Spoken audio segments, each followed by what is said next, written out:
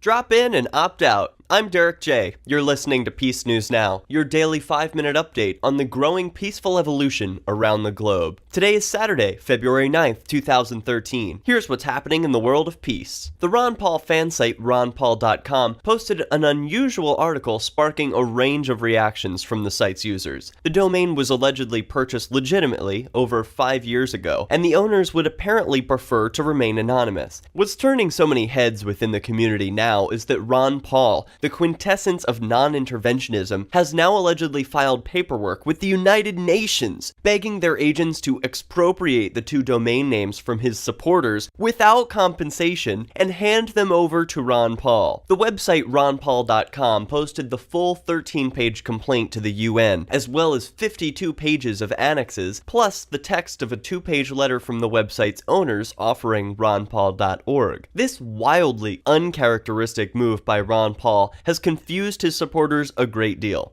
No politician better understands the threats of violence that government agents and their actions represent, and yet it appears that he has invoked the violence of government to attack the grassroots supporters who made his domain valuable in the first place. It should be noted that some of the members of the fan site have sided with Dr. Paul, leaving commentary below the article to the effect of, quote, "You're just trying to make money off of someone else's name and identity. Just give Ron Paul the domain." Still, others argue that property rights are primarily at issue here, and that the website's owners have every right to capitalize on their insight and tireless efforts to produce the best, most informative, and most user-friendly digital community centered around Ron Paul. What do you think? Leave a comment on PNN's Facebook page at Facebook/PeaceNewsNow. Recently, comedian Chris Rock gave a short speech on Capitol Hill in which he said he backs Barack Obama's intrusive nanny state policies. Chris Rock said, quote, "I am just here to support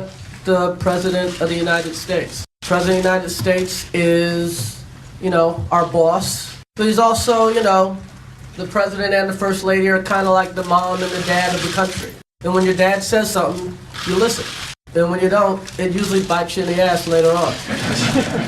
This seemed more like an endorsement at gunpoint. If I don't support him, I'm afraid he'll hurt me. Many were surprised by the comedian's comments regarding Daddy Obama. I wasn't. What else do you call the guy who gives you food stamps, unemployment checks, a free cell phone, and Section 8 housing? Being dad is not in the president's job description. If you want a politician to be your master, you'll find he'll be more than happy to subjugate and rule over you as your boss, overlord, or daddy. MLK would be so proud. Are you tired of the US government killing people around the world? Are you tired of having to pay for their murderous rampage? Are you tired of feeling helpless to do anything about it? Well, now there's something you can do. It's called Bitcoin. Bitcoin is money that is impossible for the government to control. It is impossible to be counterfeited or inflated. Bitcoin is simply a peer-to-peer protocol, so it is impossible for anyone to shut it down, block it, or control it in any way. If you want to see an end to the government inflating the dollar to pay for murder, then you need to start using Bitcoin today. To learn how, visit WeUseCoins.com. William M. Windsor writes for LawlessAmerica.com. The United States Supreme Court has been roped off with crime scene tape.